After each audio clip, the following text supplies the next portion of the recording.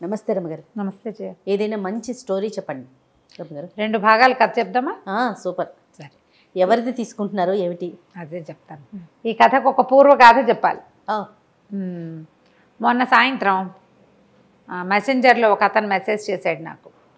మీతో singer yes Janaki గారు మాట్లాడాలనుకుంటున్నారు, మిమ్మల్ని చాలా ప్రైజ్ చేస్తున్నారు, మీరు నెంబర్ ఇస్తారా అని. ఆయన ఎవరు ఏమిటి అని కనుక్కున్నాను. మా జానకి గారి పేజ్ యూట్యూబ్ ఛానల్ మెయింటైన్ చేస్తాడు అతను. ఓకే. ఫారిన్లో ఎక్కడో ఉంటారు. ఆవిడ అడిగారు మీ నెంబర్ ఇవ్వండి అంటే, సరే నేను నా నెంబర్ ఇచ్చా, పెద్దవారు కదా నేనే మాట్లాడతానులేండి అని చెప్పాను.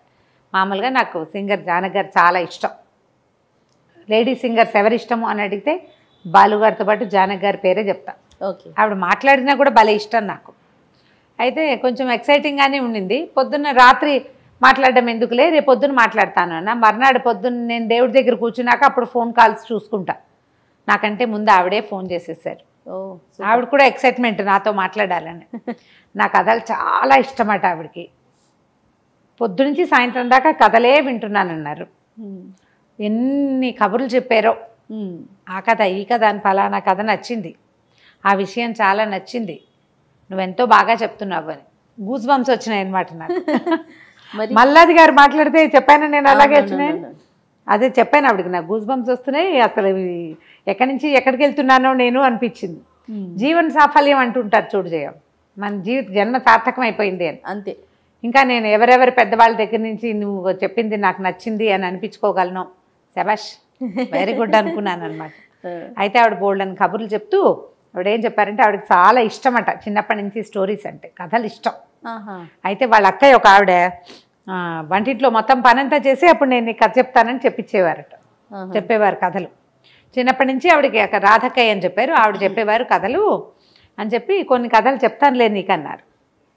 ఒక 2 కథలు నేను చెప్పిన లాంటివే కొంచెం డిఫరెంట్ వెర్షన్ 2 స్టోరీస్ చెప్పారు నాకు, రికార్డ్ చేసి ఇచ్చారు. అబ్బబ్బబ్బా. అక్కడి నుంచి 3వది ఒక పెద్ద కథ ఒకటి ఆవిడ రికార్డ్ చేసి మెల్లిగా చెప్పి, ఒక 20 మినిట్స్ పైన ఉంది అది. నిదానంగా కథ చెప్పి 2 ఫోటోలు కూడా యాడ్ చేసి అది పంపించారు నాకు. సూపర్. నువ్వు చెప్పు అంటే, నువ్వంటే నాకు చాలా ఇష్టం అని చెప్పు, నా కథ అని చెప్పక్కర్లేదులే అని చెప్పారు. కానీ నేను ఆవిడ పేరు కూడా చెప్పదలుచుకున్నా. ఈ కథని ఆవిడ చెప్పారు నాకు. ఓకే. పులిరాజు కథ. ఇది నేను ఇలాంటి ఒక కథని చందమామలో చదివిన జ్ఞాపకం ఉంది నాకు. అందులో ఏదో వికృత రూపం ఉన్న రాజకుమారుడి కథ అది. అదే అలాంటిదే ఇంచుమించుగా ఈ కథలో కూడా కనిపిస్తుంది అనమాట. ఎంత ఓపిక్గా చెప్పారో. 4 ఏళ్ల నుంచి ఆవిడ ఇంచుమించు రిటైర్ అయిపోయారు. సంగీతాలు పాడడం, సినిమా పాటలు ఏం లేవు. మీకు అంత ఖాళీ ఎక్కడుంటుంది అని అడిగా నేను. మీకు సంగీతమో సాధనమో ఏవో ఉంటాయి కదా, ఏమీ లేవు, పెద్దదాన్ని అయిపోయాను కదా. ఆవిడ నవ్వుతారు అన్నిటికీ, ఆవిడే నవ్వేస్తూ ఉంటారు, మాట్లాడేటప్పుడు మధ్య మధ్యలో నవ్వుతూ ఉంటారు అనమాట. ముసలిదాన్ని అయిపోయాను, ఇంకా ఎందుకు ఇవన్నీ అని మానేశాను, ప్రశాంతంగా ఉంటున్నా, చక్కగా నీ కథలు చాలా బాగా ఉపయోగపడుతున్నాయి, నాకు అసలే పిచ్చి, ఖలీఫా కథలు 3 భాగాలే వచ్చినాయి, 4వ భాగం రాలేదు ఇంకా అని చెప్పారు. దానికోసం అంత వెయిట్ చేస్తున్నారనమాట, చిన్న పిల్లల్లాగా వింటున్నారు కథలు. సరే, ఆవిడ చెప్పిన ఈ పులిరాజు కథని చెప్తాం ఇవాళ. తప్పకుండా. పూర్వం అంట ఒక అడవికి దగ్గరలో ఉన్న ఒక చిన్న నిరుపేద కుటుంబం ఉండేది. అడవికి దగ్గరలో ఉంది వాళ్ళ ఇల్లు. చాలా చిన్న పాక. ఆ భార్య భర్త, వాళ్ళకి 6 ఆడపిల్లలు, 6 పిల్లలు. ఆ తిండికి బట్టకి ఏమీ లేవు వాళ్ళ దగ్గర. బట్టలు చింకి పాతలు కట్టుకునేవారు. ఆయన పోయి అట్లా ఇట్లా తిరిగి ఏవో 2 కట్టెలు కొట్టుకొచ్చి ఆ కట్టెలు ఊళ్ళోకి వెళ్ళి అమ్మి వచ్చిన పావలా 10 పైసలు అర్ధనాతోటి, ఆ రోజుల్లో అవే కదా రూపాయలు లేని రోజులు, ఎట్లో గట్లా పిల్లలకి పొట్ట నింపేవారు అర్ధాకలతోటి. పెద్ద ఏమీ లేదు. ఎప్పుడైనా ఎవరైనా యాయవారం వెళ్తే ఎవరైనా ఏదైనా కాస్త మంచి వస్తువులు, తీపి వస్తువులు ఇస్తే అవి ఆ పిల్లలు తినేవాళ్ళు. ఎట్లా అసలు ఎంత కష్టంగానో జీవితాలు లాగుతుంటే వాళ్ళకి ఇంకా పెళ్ళిళ్ళు పేరెంటాలు ఏం చేస్తారు. అవును, చాలా దిగులుగా, కష్టంగా, బాధగా అలా నడుస్తూ ఉండేవి. పిల్లలు ఎప్పుడూ దుఃఖంగానే ఉండేవారు. ఎదిగిన పిల్లలుగా ఉండేవాళ్ళు కాదు, సామాన్యంగా ఉండేవాళ్ళు. పిల్లలు అందంగా ఉండేవాళ్ళు కానీ ఏవి ఇంకా ఎదుగుబదుగు లేదనమాట, బక్కగా సామాన్యంగా ఉండేవాళ్ళు. ఈ రోజులు ఇలా గడుస్తుంటే ఒకసారి ఏమైందట, ఆవిడ ఏం చేసేదట, బయట గడ్డి అడవికి దగ్గరలో ఉన్నారు కదా, గడ్డి బాగా ఉంటే ఆ గడ్డి కోసుకొచ్చి శుభ్రంగా అంత రుబ్బి అన్ని బియ్యం కలిపి రుబ్బేసి అట్లు పోసిచ్చేది. అట్లల్లే పోసిచ్చేది. ఏముంది, పొయ్యిలో పుల్లలు ఉండేవి, ఓ రాయి పెట్టినా పెనంగా ఉంటుంది, ఆ పోసిచ్చేది. ఆ పోసిస్తే పిల్లలు బయట కూర్చొని తింటుంటే కాకులు ఎత్తుకుపోయినాయి. అట్లని పిల్లలంతా లబోదిబోమని అరిచేట, కాకులు ఎత్తుకుపోయినాయి, లేకుండా పోయింది, ఇది పోయింది, అది పోయింది అని అరిచేసరికల్లా ఆవిడ చిచ్చి ఏం బతుకులు ఇవి, పిల్లల కనీసం తిండి కాదు కదా, ఇట ఏదైనా చేసి పెట్టేందుకు కూడా గతి లేకుండా పోయింది. పాడు పిల్లలు, ఇంతమంది పిల్లలు పుట్టుకొచ్చారు, ఏ పూలో సింహం వస్తే దాని మొహాన్ని పారేస్తాను ఈ పిల్లల్ని, కనీసం దాని పొట్టైనా నిండుతుంది, ఏ పూలే దాన్ని కొట్టేస్తాను అని గట్టిగా ఆవిడ ఏడ్చుకుంటూ తిట్టుకుంటుందట. ఆ దారినే ఒక పులి వెళ్తుంది. అడవికి దగ్గరలో కాదు వీళ్ళుంది. అదేం చేస్తుంది, పులి లోపలికి నడిచి వచ్చింది. హడిలిపోయారు వీళ్ళు, భయపడిపోయి పరిగెత్తారు ఇంట్లోకి. వాళ్ళ ఇల్లు ఎంత, అది 2 గదుల ఇల్లు. ఓ వెనకాలకో వంటగది, ముందుకో పంచ. వాకిట్లో కూర్చున్న పిల్లలు పొలోమని పరిగెత్తారు, ఆడపిల్లలంతా. తల్లి హడిలిపోయింది. పులిని చూసి ఏం చేయాలో తెలియలే. పులి పీక్కు తింటాను కూడా, వీళ్ళేం కడలున్న మనుషులు కాదు. అక్కడి నుంచి పులి నువ్వేమిటో ఇస్తానన్నావే అని మనిషి గొంతుతోటి మాట్లాడింది. మాట్లాడేసరికల్లా ఆవిడేమంది, నేనేదో మాట వరుసకు అన్నాను, నేను సీరియస్గా అనలా. మాట వరుసకు అన్నది, మాట వరుసకి ఏమిటి, నువ్వు మాట ఇచ్చావు, పులి వస్తే దాన్ని ఏదాన్ని కొడతానండవు, నేను వచ్చా కదా, వచ్చా కాబట్టి ఇచ్చేయాల్సిందే. అందరినీ తలా ఒక దెబ్బ కొట్టమన్నావా, నాకు ఇస్తానన్న ప్రామిస్ నిలబెట్టుకుని ఓ పిల్లని నాకు ఇస్తావా అయ్యో అనేసరికి ఇవిడ బిక్క చచ్చిపోయింది పాపం బ్రాహ్మణావిడ. సరే ఏమంది, పిల్లలందరికీ తలా ఒక దెబ్బ తగిలితే, అందు బదులు ఓ పిల్లని వదిలేస్తే కనీసం ఒక 2 అట్లయినా మిగులుతాయి. ఏదో పిల్లని తీసుకెళ్ళి బాబాబు మిగిలిన పిల్లల్ని ఏం చేయబాక, వీళ్ళకి వైద్యాలు గిజ్జాలు నేను చేయించుకోలేను అనేసరికి సరే ఆ పిల్లలందరూ చూసింది పులి. ఆ పిల్లల్లో ఆఖరి పిల్ల సన్నగా రేవటలే 14 ఏళ్ళది, ముక్కు మొహం ముచ్చటగా బాగుంటాయి, సన్నపిల్ల. సరే ఈ చిన్నపిల్లని ఇవ్వమని అనేసరికల్లా అందరూ ఏడ్చారు. అయ్యో అయ్యో చిన్నపిల్లని ఇచ్చేస్తావా ఇచ్చేస్తావా ఇచ్చేస్తావా అని ఏడ్చారు. ఆ చిన్నపిల్లకు కూడా విసుగు పుట్టింది. ఇందాక పాపం అట్లు తింటుంటే కాకెత్తుపోయింది అట్లని.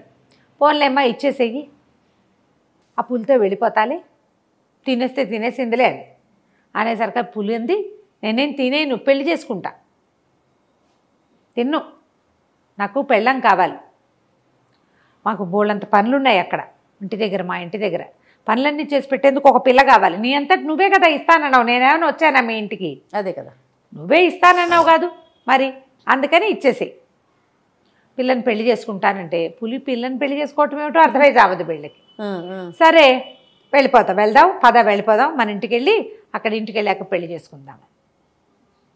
పిల్ల ఏడ్చుకుంటూ బయలుదేరింది.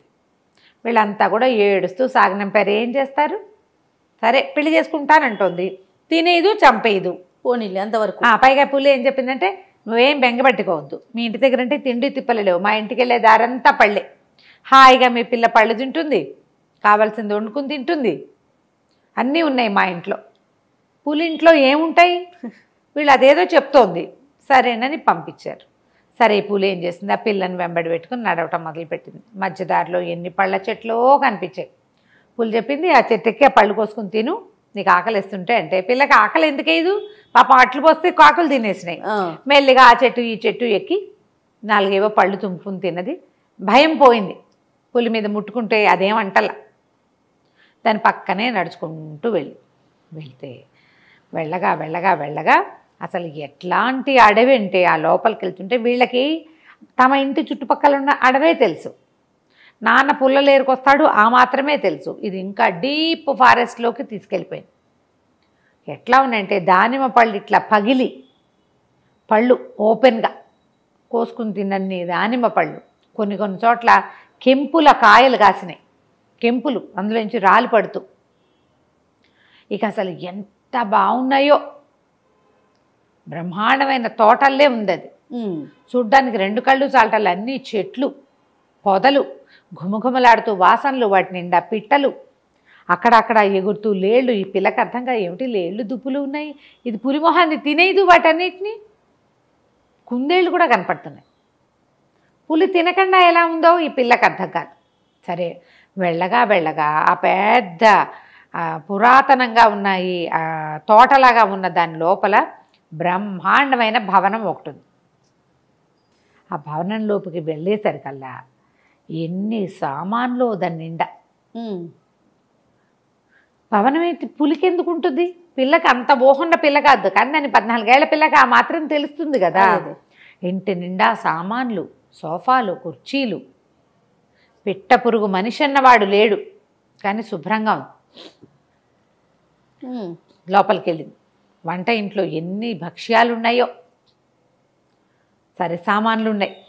అన్నం వండుకుని తిను అని చెప్పి అన్నం వండుకుని తినేసింది. దారిలో తిన్నపళ్ళు దారిలోనే అరిగిపోయినాయి. దానికి బ్రహ్మాండంగా ఆకలిస్తోంది. కాస్త అన్నం పొయ్యి వెలిగించుకుని పొయ్యి వెలిగించే సామాన్లు అన్నీ కనపడుతున్నాయి. అన్నం వండుకుని తిన్నది సుష్టుగా. అక్కడి నుంచి పోయి పడుకుంటావా అని అడిగితే పడుకుంటాను. ఈ పడుకోవడానికి వెళ్ళేసరికల్లా ఒక పెద్ద మంచం, బ్రహ్మాండమైన పరుపు, హంసతూలికా తల్పంలాగా ఉంది. ఎంత పెద్ద మంచమో. చీకటి పడింది. నిద్ర వచ్చేస్తోంది పిల్లకి. నడిచిందా రోడ్డంతా. పైగా ఆ రోజులు ఏమిటి, మనకు మళ్ళీ 12ంటికి పడుకునే వాళ్ళు ఎవరు, 7ంటికల్లా పడుకుంటారు. అవును. అన్నం వండుకుని తినేసింది కదా. సాయంకాలం రాగానే కళ్ళు కూరిపోతున్నాయి. ఆ మంచం మీద కూర్చుంది. మంచానికి కొంచెం తలవాల్చి నిద్రపోదాం అనుకుంటే పులి కాస్త వెళ్ళిపోయింది. అది ఎక్కడ పడుకుంటుందో చూద్దామని ఉంది దీనికి, కానీ నిద్ర రాలేదు. నిద్ర చూడలేకపోయింది. నిద్ర వస్తోంది, భయం వేస్తోంది, 2 రకాలుగానే ఉంది. ఇంతలో ఏమైంది, ఎవరివో కాళ్ళ చప్పుడు వినపడింది. పులికి కాళ్ళ చప్పుడు ఉండదు, అది మెత్తగా నడుస్తుంది. పంజా కదా, మెత్తగా ఉంటుంది. నేల మీద నడిచినా మనకు మళ్ళీ దబ్బు దబ్బు చప్పుడు రాదు. కదలటం బరువుగా కదులుతుంది, మూత మాత్రం ఉండదు. పిల్లి నడిచినా కూడా కదా. అయితే ఏమైంది, చెప్పుల శబ్దం, మనిషి నడుస్తున్న శబ్దం వినపడేసరికి హడిలిపోయింది పిల్ల. ఎవరో వచ్చేసారు. లేచి చూద్దును కదా, ఒక అబ్బాయి ఆ కుర్రాడు కనపడుతున్నాడు. ఎంత అందంగా ఉన్నాడు, ఒక రాజకుమారుడు లాంటి వాడు లోపలికి వచ్చాడు. అమ్మాయి నిర్ఘాంతపోయింది. ఎవరు నువ్వు అనేసరికి రాజకుమారుణ్ణి అన్నాడు. ఈ గొంతు ఇందాక విన్న గొంతే, పులి గొంతు. ఈ పిల్ల ఆశ్చర్యపోయింది. నువ్వు ఇందాక నేను వచ్చినప్పుడు లేవే, సామాన్లు కూడా ఏం లేవు నీవి, నువ్వు ఎలా వచ్చావు అని అడిగితే నేను నీతో పాటే నడిచొచ్చాను అనేసరికి ఆశ్చర్యం వేసింది. అవునా అంటే అవును, నేను నిన్ను చూడలేదే. ఎందుకు చూడలేదు నువ్వు, నా పక్కనే కదా నువ్వు నన్ను నడిచావు, నా మీద చెయ్యేసావు నువ్వు అంటాడు. పిల్లకి ఏమీ అర్థం కాలేదు. నేను ఎక్కడ నడిచాను, మనిషిని చూశానా నేను, అడవిలో ఒక్క పిట్ట పురుగు లేదే, లేళ్ళు కుందేళ్ళు కనపడుతున్నాయి కానీ వీడు వాడే పులేనేమో అని అనుమానం రాలా. గెస్ట్ చేయలా. పక్కపక్క నవ్వాడు. నవ్వితే ఆ గొంతు సేమ్ పులి గొంతులాగానే ఉంది. ఈ అమ్మాయి నిజం చెప్పు, నేను ఒక్క మనిషిని కూడా చూడలేదు. దారిలో ఈ ఇల్లంతా తిరిగాను, ఇంట్లో ఎవరు లేరు, ఇంత పెద్ద కోటలాగా ఉంది, నువ్వు ఎక్కడి నుంచి వచ్చావు, నా పులేది అని అడిగింది. అప్పుడు ఆ కుర్రాడు చెప్పాడు, నేనే నీ పులిని, పగలల్లా పులిగా ఉండి రాత్రిపూట మనిషిగా మారిపోతాను నేను అని చెప్పి, ఆ అమ్మాయి వంట చేసింది కదా, ఇద్దరికి వంట చెయ్యి అని చెప్పింది పులి. ఓహో, పిల్ల ఎక్కువే వండింది అన్నం. పోయి అక్కడ కూర్చుని అన్నం పెట్టు నాకు అని అన్నం పెట్టించుకుని తిన్నాడు. తిన్నాక ఏం చెప్పాడంటే, ఇది వరకు ఇది మా పాత కోట, నేను ఒక రాజకుమారుణ్ణి, మా అమ్మ నాన్న ఉండేవారు. అయితే మా అమ్మ నాన్న ఉండగానే మేము ఈ అడవిలోకి ఈ మా పురాతన కోటను చూడడానికి వస్తూ ఉండేవాళ్ళం. ఇక్కడ ఒక మహర్షి తపస్సు చేసుకునేవాడు. మా అమ్మ నేను కొంచెం పెద్దవాళ్ళు అయ్యాక చనిపోయింది. నా తండ్రి కూడా కొంచెం అనారోగ్యంగానే ఉన్నాడు. కానీ మేము ఒకసారి ఇక్కడికి వచ్చినప్పుడు ఒక ముని తపస్సు చేసుకుంటున్న మునిని చూసి నేను ఆయన ఎంతసేపటికి కళ్ళు తెరవలేదని బెదిరించాను బాగా. అయినా కూడా ఆయన ఏమే కదల, పిలిచినా చప్పట్లు కొట్టినా అటు ఇటు చేసినా కదలకపోయేసరికల్లా నేను పెద్ద పుల్లిలాగా గాండ్రించాను. ఆ గాండ్రింపుకి ఆయనకి మెలకు వచ్చింది. మా తపస్సుల నుంచి బయటకు వచ్చి, మనిషివి ఇతరులు తపస్సు చేసుకుంటూ ఉంటే ఇట్లా చేస్తావా, రాజకుమారుడివి, ఋషుల తపస్సుని నువ్వు కదా కాపాడాలి, రాజన్నవాడు ఋషిని మునిని బ్రాహ్మణుని కాపాడాలి. నువ్వు ఒక తపస్సు చేసుకుంటున్న వాడిని చూసి బెదిరించి ఇంత పిచ్చి వేషాలు వేశావు. నువ్వు పులి రూపంతో నన్ను బెదిరించాలనుకున్నావు, పులి కంఠంతో పులిగా మారిపోమని శపించాడు. ఓహో, మా నాన్న పరిపరి విధాలుగా ప్రార్థించినా ఆయన కరగల.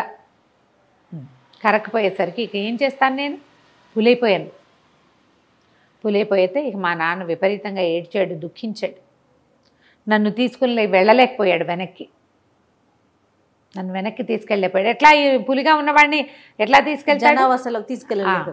అయితే ఊరికి వెళ్ళిపోయి మా రాజగురువు వాళ్ళందరితోటి కొంత మాట్లాడుకొని ఏం చేయాలి అంటే, ఈ ఋషినే మళ్ళీ ప్రార్థించమంటే మా నాన్నే కొంతకాలం ఇక్కడ నన్ను పక్కన పెట్టుకుని తపస్సు చేశాడు. చేస్తే ఆయన ఏమన్నాడంటే, సరే ఒక వెసులుబాటు ఇస్తా, పగలు పులిగా ఉంటాడు, రాత్రి మనిషిగా మారతాడు. అదైనా ఎట్లా కుదురుతుంది రాజకుమారుడికి?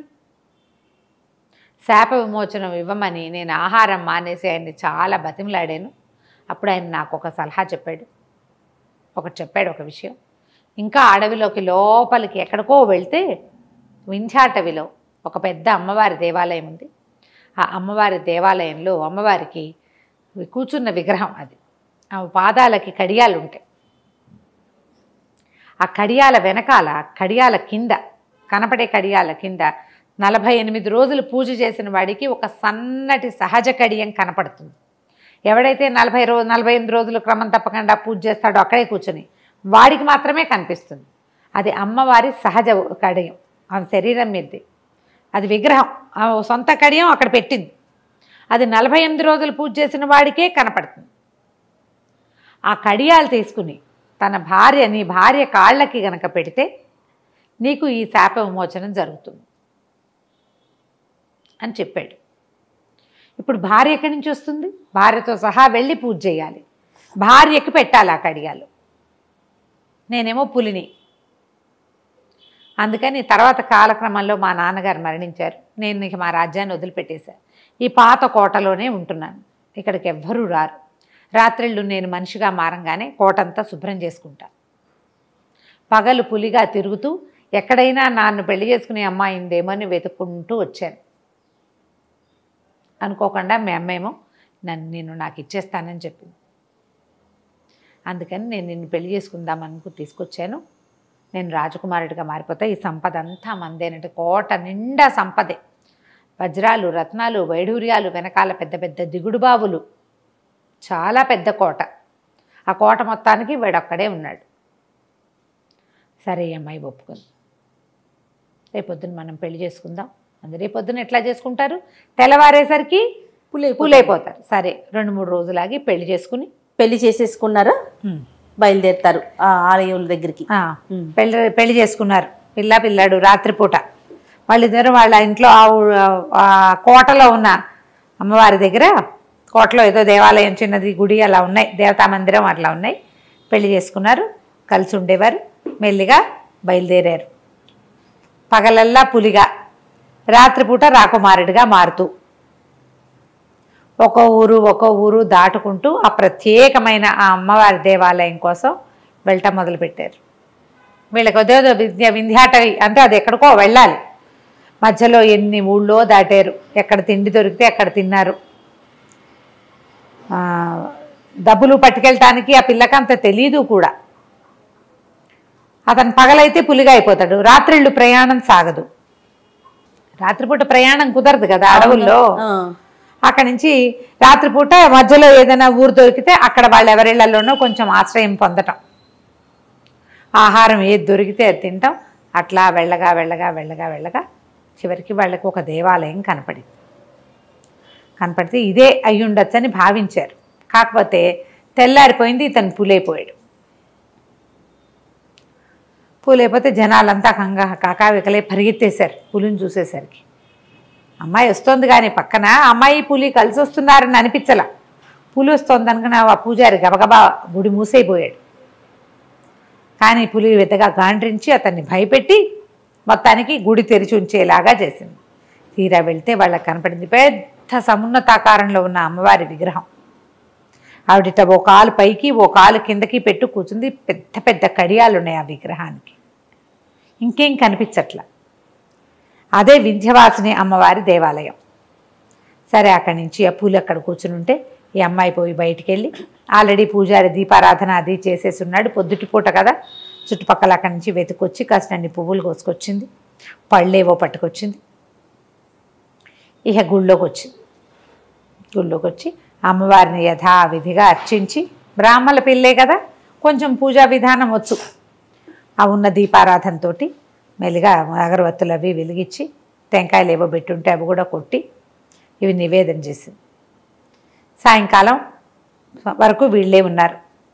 జనాలు మధ్యలో వచ్చి చూస్తున్నారు, పూలు ఉందని పారిపోతున్నారు. రెండో రోజు పొద్దున్న చూశాడు అర్చకుడు, పూలు అక్కడే ఉంది. పూలు ఉందని టమ్కేశారు. ఆ పూలిని అక్కడి నుంచి తరమడానికి ఏ ప్రయత్నమో వాళ్ళు చేయలే. వాళ్ళకి దగ్గరలో రాజాస్థానం కానీ ఏమీ లేదు.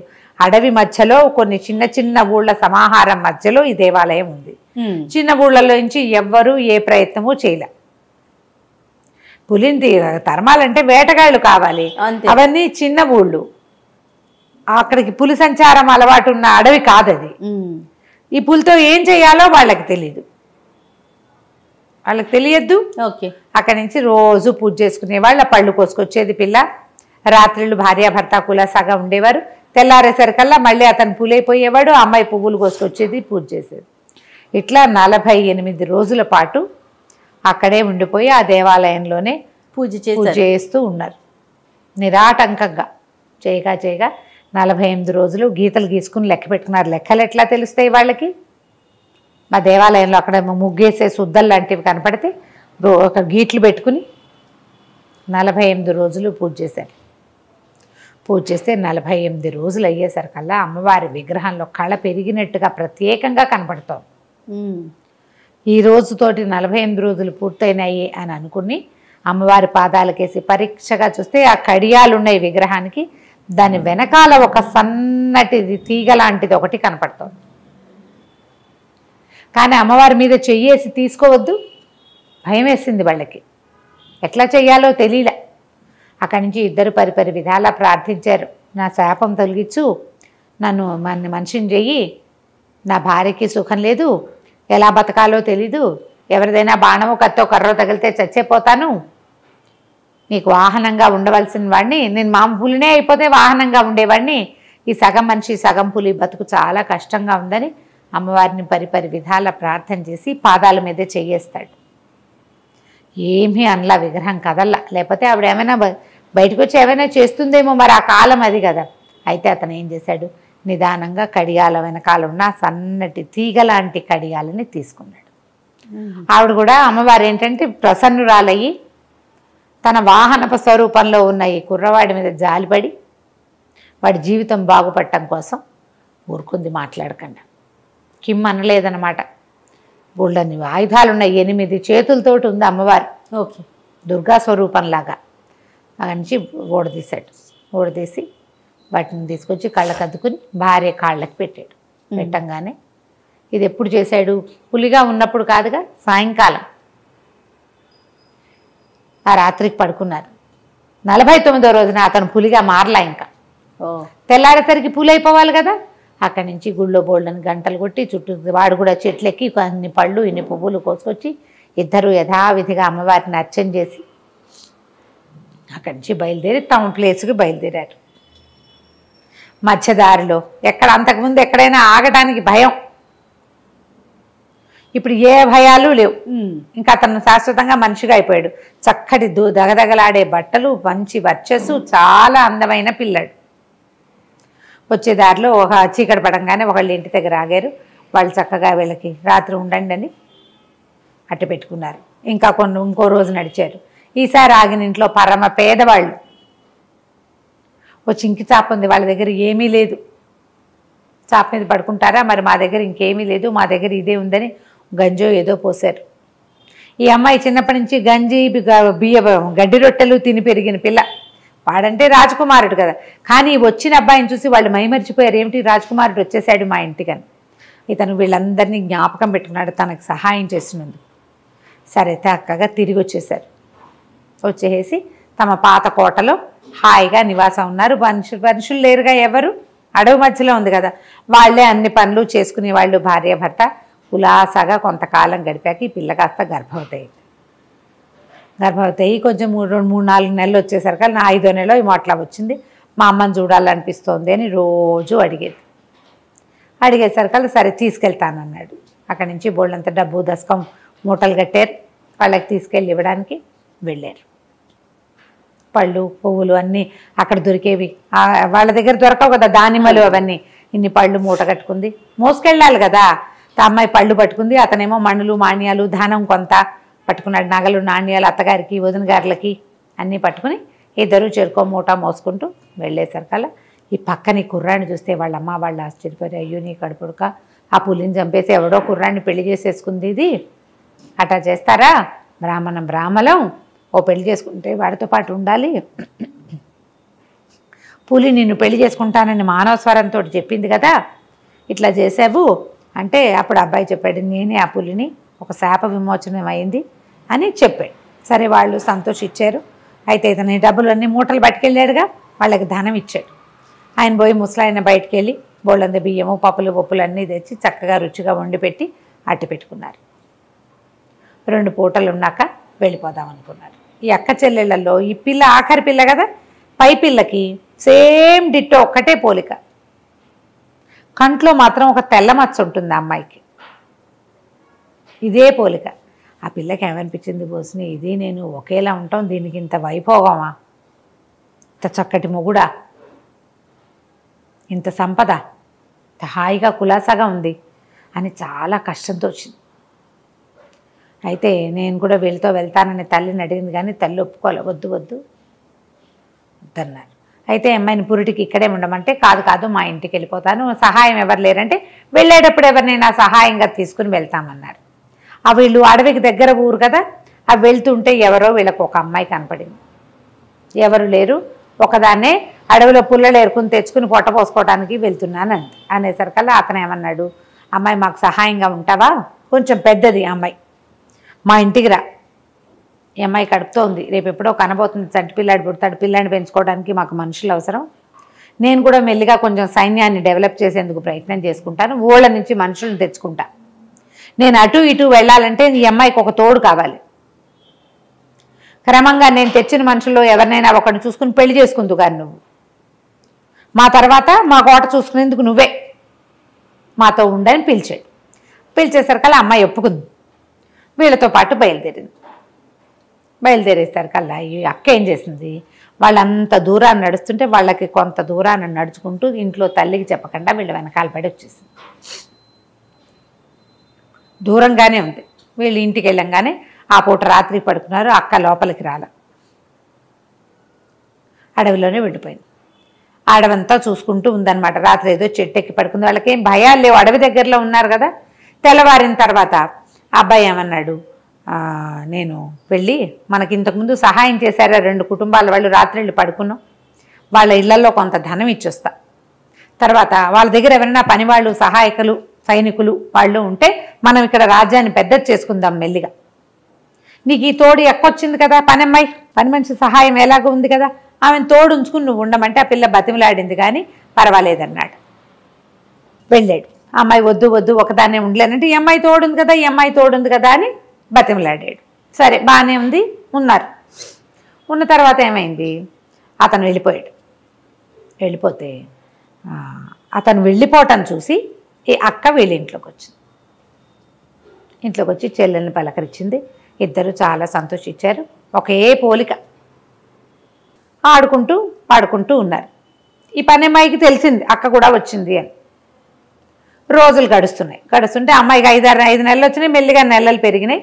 7వ నెల వచ్చాక ఈ ఇంట్లో హాయిగా ఉండటం, కులాసాగా తిరగటం, ఈ పళ్ళన్నీ తినటం, నగలు వేసుకోవటం, మంచి మంచి బట్టలు కట్టుకోవటం, బోల్డని పదార్థాలు తిండి, సహాయం చేయడానికి పని అమ్మాయి ఉండేసరికల్లా చక్కగా వంట వండి పెట్టడం, ఉయ్యాలలు ఊగటం, ఓ తూగుటు ఉయ్యాల, ఆ హంసతూలిక తల్పాలు, ఇవన్నీ చూసి అక్కకి భలే కుళ్ళుగా ఉండేది.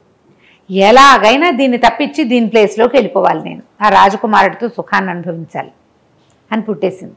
అయితే ఏంటంటే వీళ్ళ కోటలో కొంచెం వెనకగా బావులు ఉన్నాయి కదా, ఒక పెద్ద బావి ఒకటి ఉంది. అయితే ఒక పూట ఏం చేసింది, బావిలోకి చూద్దాం, బావిలో ఏముందో చూద్దామని చెల్లెల్ని అక్కడికి తీసుకెళ్ళింది. వీళ్ళకి 2-3 బావులు ఉన్నాయి. ఈ పెద్ద బావిలోకి గిలకేసి వెళ్ళాలి, లోపలికి తీసుకెళ్ళాలి నీళ్ళకి. ఆ ఇద్దరు బావిలోకి చూస్తున్నారు. వీళ్ళు బావిలో ఒక తాబేలేదో కనపడుతోంది. బొక్కనేశారు లోపలికి, గిలకలోకి ఒక చిన్న బకెట్ లాంటిది వేశారు. వేసేసరికలు తీయబోయారు. తీయబోతే తాబేలు రాల. చెల్లెలు భలే ఉత్సాహంగా దాని మీదే ఇంట్రెస్టింగ్గా, ఆ వయసు ఎంత పెద్దది, 16 ఏళ్ళు ఉన్నాయి, అంతకంటే లేవు కదా. అది ఇంకా ఉత్సాహంగా బావిలోకి తొంగి చూసింది. అక్క ఏం చేసింది, చటుక్కున దాని కాళ్ళు ఎత్తి తోసేసింది బావిలోకి. తోసేసి ఏం చేసింది, తనే ఒక పాత దుప్పటిని చీర కింద పెట్టుకుని కడుపుతో ఉన్న అమ్మాయిలాగా కనపడడం మొదలుపెట్టింది. ఈ పని అమ్మాయి అక్కా చెల్లి ఒకేలా ఉన్నారని తెలిసింది, కానీ ఆ కోలికలో మచ్చుంది అనేది అమ్మాయి గమనించాల. మధ్యాహ్నం దాకా అటు ఇటు తిరిగాక సాయంకాలం చీకటి పడ్డాక అక్కేదమ్మా అని అడిగింది. ఈ పిల్ల పొట్టెత్తుగా ఉంది కదా, ఉండేసరికల్లా మా అక్కయ్య ఇందాకే మధ్యాహ్నం మా అక్కయ్య ఊరికే అలాంటిది తిక్కది, మా నాన్న జ్ఞాపకానికి వచ్చాడని వెళ్ళిపోతానంది అంటే, అయ్యో ఒకతే ఎట్టా వెళ్ళిందమ్మా అంది. ఒకతే రాలా, అటాగే వెళ్ళిపోయింది అని చెప్పింది. ఈ 7వ నెల వచ్చింది. 2 నెలల తర్వాత అతను వచ్చాడు. అమ్మాయికి 7 నెలలు అనుకున్నాం కదా, వచ్చాడు. ఈ భార్యని గుర్తుపట్టల, పెళ్ళామని అనుకున్నాడు. ఈ గర్భవతిగా ఉంది కదా, దానికి అవి ఇవి తినిపించి ఉయ్యాల్లో కూర్చోబెట్టి ఊపి కబుర్లు చెప్పేవాడు. అక్కడి నుంచి కొంతమంది పని వాళ్ళని ఎవరినో తీసుకొచ్చాడు, కొంతమందిని తెచ్చాడు. అందరికీ వంటలు చేయటము, ఆ హడావిడి వాళ్ళు ఎస్టాబ్లిష్ చేయటము, చుట్టుపక్కలంతా బాగు చేయించడము, ఆ పనిలో ఉన్నాడు. వారిగా ఆరోగ్యము కుశలము కనుక్కుంటూ ఉండేవాడు. పని అమ్మాయి మామూలుగా యథావిధిగా పనిచేసేది. ఈ అమ్మాయి ప్రెగ్నెన్సీ ఉన్నట్టుగానే కొంచెం నెల పెరిగినట్టుగా నటించి చెల్లెల్లాగానే నడు మీద చేయి పెట్టుకుని అటు ఇటు తిరుగుతూ, రాత్రిపూట ఎలాగో భర్త దీని దగ్గరికి రాడు, అతను ఏదో పనులలో ఉంటాడు, కులాసాగా పడుకుని నిద్రపోతూ ఉండేది. అయితే ఏమైంది, 9వ నెల వచ్చింది. ఇకనో ఇప్పుడో కంటుంది అమ్మాయి అనుకుంటున్నాడు అతను, కనేస్తుంది అని. ఇంకా కనే పొద్దులు రాలేదు. అయితే ఏమైంది, బయటంతా బాగు చేయిస్తున్నాడు కదా, ఈ బాగు చేతల్లో ఏం చేశాడు, బావులు కూడా శుభ్రంగా పూడికి తీద్దామని ముందు 2 చిన్న బావులు, వాళ్ళు రోజు వాడుకుంటున్న బావుల్లో నీళ్లు చూసి అక్కడి నుంచి పెద్ద బావిలో నీళ్ళు ఎట్టా ఉన్నాయో చూద్దామని చూశాడు. చూసి ఏం చేశాడు, సరే బాగానే ఉంది, నీళ్ళ రుచి ఎప్పుడూ చూడలేదు, ఎలా ఉన్నాయో చూద్దామని తాబేలు కనపడుతుంది, తాబేలు ఉన్న నీళ్లు తీగా ఉంటాయని బొక్కనేశాడు. వాళ్ళు కోటకి దగ్గరగా ఉన్న 2 బావుల్లో నీళ్లే వాడుకుంటున్నారు. పని అమ్మాయి వాడుతోంది, వీళ్ళు స్నానాలకు వాడుతున్నారు, మొక్కలకు వాడుతున్నారు, కొత్తగా వచ్చిన పని వాళ్ళు కూడా. ఈ పెద్ద బావి జోలికి ఎవరు రాల. బావిలో బకెట్ వేసాడు. బకెట్ వేసేసరికి నీళ్లు కలకలా కదిలితే లోపల నుంచి ఒక సన్నగా పాట వినపడుతోంది. జో అని జోల పాట, పులిరాజు కొడుక హాయిగా నిద్రపో అని వినపడుతోంది. ఏంటేదో పాట వినిపిస్తోంది అని అనుకుని, ఇంకా నెలల నిండినే భార్య కనలేదు కదా, అదే పాట పాడుతోందని గబగబా లోపలికి వెళ్ళాడు. అది కూర్చొని ద్రాక్ష పళ్ళు తింటోంది. ఏం పాట పాడావు, మళ్ళీ పాడు మళ్ళీ పాడు, బాగుందన్నాడు. నేనేం పాట పాడాను, ద్రాక్ష పళ్ళు తింటుంటేను అంది. అక్కడే ఏదో కుట్టు పని చిన్నపిల్లలకి బొత్త చొక్కాలు కుడుతుంది పని అమ్మాయి కూర్చొని, రేపొట్టపోయే చంటి బిడ్డది. పాట ఏం పాడలేదు బాబు, అమ్మాయి ద్రాక్ష పళ్ళు తింటోంది అని. నా పాట వినపడింది అన్నాడు. ఎక్కడా అంది అమ్మాయి పక్కపక్క నవ్వుతూ. పాత బావి దగ్గర అన్నాడు. లటక్కమంది గుండె ఈ పిల్లకి. పాత బావి దగ్గర అని, లేదు ఎక్కడా అని గబగబా బయటకు వచ్చేసరికల్లా అప్పటిదాకా ఆ అమ్మాయి మందిరంలోనే తిరుగుతోంది, కానీ అతను ఏనాడు ఈ 2 నెలల్లో డే లైట్లో అమ్మాయిని చూడలే. డే లైట్లోకి వచ్చేసరికి, వెలుతురులోకి వచ్చేసరికల్లా, అదేంటి కంటి మీద మచ్చ, ఏమైంది కంట్లో తెల్ల మచ్చ వచ్చింది నీకు అన్నాడు. ఇక్కడ కొలికల మచ్చ. అదే అమ్మాయి ఉలిక్కిపడి బట్టలు ఆరేస్తుంటేను కాకి పొడిచింది మొహం మీద, అది తగిలి అట్లా మచ్చబడింది అంది. అతనికి ఆలోచిస్తుంటే ఆ గొంతు దీని గొంతులాగా ఉంది, దీని గొంతులాగానూ లేదు, ఏదో పిలిచేస్తున్నట్టు. గబగబా మళ్ళీ నువ్వు దగ్గరికి పరిగెత్తాడు. అని రాగం తీస్తుంటూ వినపడుతోంది. వినపడుతుంటే భార్య చిచ్చి అట్లా వెళ్ళబోక, నూతులోంచి వినపడే శబ్దాలు వినకూడదు, రా రా నువ్వు ఏదో భ్రమలో ఉన్నావని వెనకాల నుంచి పిలిచింది. ఒక్క పూట ఊరుకున్నాడు, అవునేమో అని. మర్నాడు పొద్దున మళ్ళీ ఆ వేళకి వెళ్ళాడు 10 గంటలకి. మళ్ళీ పులిరాజు కొడుక నిద్రపో నిద్రపో అని పాట వినపడుతోంది. ఇక భార్యకి కేకేసుకొచ్చాడు, రా రా మీ ఇద్దరు రండి, ఏదో వినపడుతోంది వినండి అంటే పాట అయితే వినిపిస్తోంది. అమ్మాయి నీ భ్రమ అంటే పని అమ్మాయింది.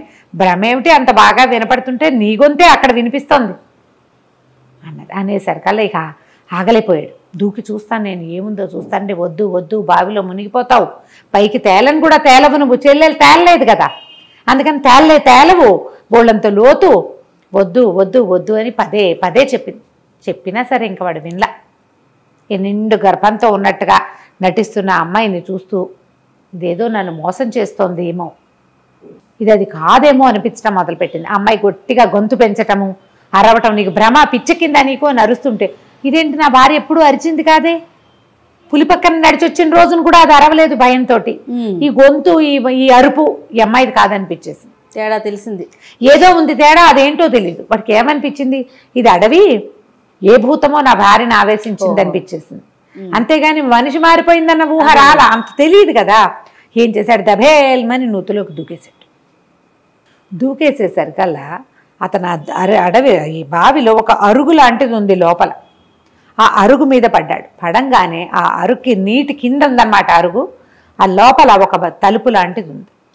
ఆ తలుపు తెరుచుకుంది, లోపల నుంచి పాట వినపడుతోంది. నిద్రపో నిద్రపో పులిరాజు కొడుక అల్లరి చేయకు అని ఇట్లా సంగీతం. పరిగెత్తుకుంటూ వెళ్ళేసరికల్లా ఒక 10 రోజుల పసిగుడ్డుని ఎత్తుకుని తన భార్య అక్కడ కనపడింది. చంటి పిల్లాడు.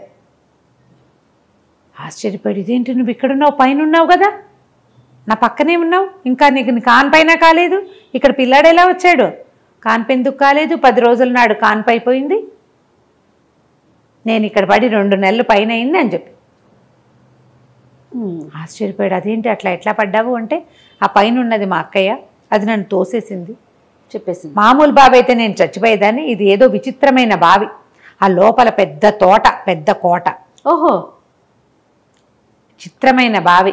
ఆ అరుగు మీద పడితే ఆ తలుపు తెరుచుకుంటుంది. ఇది నాగులది ఆ కోట. ఒక నాగరాజు భార్య ఉన్నారు. నేను ఇందులో పడంగానే తలుపు తెరుచుకుంది. నేను నడుచుకుంటూ వచ్చాను ఇటు. నీళ్లు కాసేపే ఉంటాయి, తర్వాత అంత ఎక్కువ నీళ్లు ఉండవు. ఆ బయటికి కనపడతాయి పైకి, కానీ కింద నీరు ఉండదు, సన్నటి జాలే ఉంటుంది. లోపలికి వెళ్ళాక ఇక నీళ్లు లేవు. నేను నడిచి వచ్చాను. ఇక్కడే తోటలో ఏవో పళ్ళు కోసుకొని తింటే ఒక సర్పము భార్య ఉన్నారు, ఒక నాగరాజు భార్య. వాళ్ళే నన్ను ఆదరించారు, ఆహారం పెట్టారు. 2 నెలల నుంచి నేను ఇక్కడే ఉన్నాను. 7వ నెలలో పడ్డా, 9 నుండి కన్నాను అని చెప్పేసరికి అలా ఆశ్చర్యపోయాడు. అదే దాని కంట్లో మచ్చ ఉందంటే, మా అక్కయ్యే, మేమిద్దరం ఒకేలా ఉంటాం, ఎక్కువ గ్యాప్ లేదు మా ఇద్దరికి, ఓ ఏడనర్థం పారుంది అంతే, ఒకేలా ఉన్నారు. అమ్మాయి ప్రెగ్నెంట్ లాగా నటిస్తోంది. తర్వాత ఏం చెప్పుండేది, పిల్లాడు పుట్టిపోయాడని ఏదో మాయ చేసేసేది, అంతే కదా, అంతే. అక్కడ స్థిరపడిపోయేది వాడి భార్యలాగా. ఈ నూతిలో పడిన చెల్లెలు చచ్చిపోయింది అనుకుంది, 7 తేలలేదని నమ్మింది అనమాట. ఏదో అగాధం ఇది, లోపలికి లోతు, చెల్లెలు లోపల పడిపోయింది అని. అదేమో ఇక్కడ ప్రత్యక్షమైంది. అక్కడి నుంచి ఆ నాగరాజు భార్య వచ్చారు. అల్లుడు గారిని చాలా మర్యాద చేశారు. నువ్వు కావాలంటే వెళ్ళిపో, పిల్లాన్ని మాత్రం అక్కడ పెట్టేళ్ళమన్నారు. పిల్లవాడిని మాకు ఇచ్చేసేయి అంటే, ఈసారి పుట్టే పిల్లల్లో ఒక బిడ్డను మీకు ఇస్తామని చెప్పి బయటకు వచ్చారు. బయటికి రావటం ఎట్లా, నీళ్ళలోకి దూకి వచ్చారు. వాడు దూకొచ్చాడు, అమ్మాయి నీటిలో పడిపోయి వచ్చింది. వీళ్ళు పైకి ఎలా వెళ్తారు, పైకి ఎలా వెళ్తారంటే, అప్పుడు నాగరాజు పైకి తన చెరచెర పాకొచ్చి, ఆ బొక్కెనుంది కదా తాడు, ఆ తాడుని పైన కట్టేసి కిందకి ఆ తాడు వదిలిపెడితే, ఈ రాకుమారుడు ఆ తాడు పుచ్చుకుని తను పైకి వెళ్ళి, రాజకుమారుడు తర్వాత తన పిల్లాడిని ఆ బొక్కెన్లో పెట్టించుకుని పైకి తెచ్చుకుని, భార్యను కూడా అట్లాగే పైకి తీసుకొచ్చుకున్నాక అప్పుడు ఈ వెంటనే పని వాళ్ళని కొంతమందిని తెచ్చాడు కదా, వాళ్ళతో సహాయంతో ఈ మరో యాక్ట్ చేస్తాం కదా బోధన్ గారు, వీళ్ళ అక్క, ఈ పిల్ల అక్క, ఆ అక్కనేమో ఓ చీకటి కొట్లో పెట్టించి మా మామగారు వాళ్ళని పిలుచుకురండి అని అక్కడికి పంపించాడు. పంపించేసరికి వాళ్ళు కుటుంబ, ఆ పిల్ల ఏదో అయిపోయింది అనుకుంటున్నారు, ఇక్కడికే వచ్చిందని వాళ్ళు అనుకోవటల్లా. అదేలే, వాళ్ళు ఏడుస్తూ వస్తే మీ అక్కయ్య మిస్ అయిపోయింది అని ఏడుస్తూ కూతురుని కావలించుకున్నారు. చంటి పిల్లాడిని ఎత్తుకున్నారు. ఎక్కడికి తప్పించుకోలేదు, మా దగ్గరే ఉంది, ఇంత పని చేసింది అని చెప్పేసరికల్లా వాళ్ళు బాగా కేకలేశారు. పిల్లని ఇచ్చేస్తామంటే ఇతను వారించాడు. ఎందుకండి, నేను చాలా బాగున్నామని మా సంపద తన కూడా కావాలనుకుంది, అంతే కదా, పోనీలేండి పర్వాలేదు, మీరు మా దగ్గరే ఉండండి, వెళ్ళిపోవద్దు, మీ అమ్మాయిలందరికీ సరైన వాళ్ళని చూసి నేను పెళ్లి చేస్తాను అని చెప్పి చుట్టుపక్కల సామంత రాజ్యాలకి అక్కడికి ఇక్కడికి కబురు చేసి బ్రాహ్మణ కుటుంబాల్లోంచి యువకులను రప్పించి అందరికీ తలా ఒక పని ఇచ్చి తన కోటలో వదిన గారులందరికీ పెళ్లి చేశాడు. ఈ పులిరాజే రాజకుమారుడు. తర్వాత తన భార్యతో గంపెడు మంది పిల్లల్ని కానీ అందులో ఒక పిల్లవాడిని నాగరాజుకి కానుగ్గా ఇచ్చాడు. ఓహో. వీళ్ళ అబ్బాయే నాగుల రాజ్యంలో రాకుమారుడు అయ్యాడనమాట తర్వాత కాలం. కథ కంచికి మనం ఇంటికి. భలే ఉంది రమ్మగారు, చాలా బాగుంది. బాగా చెప్పారు ఆవిడ కూడా. అవునా? నమస్తే. నమస్తే చెయ్యి.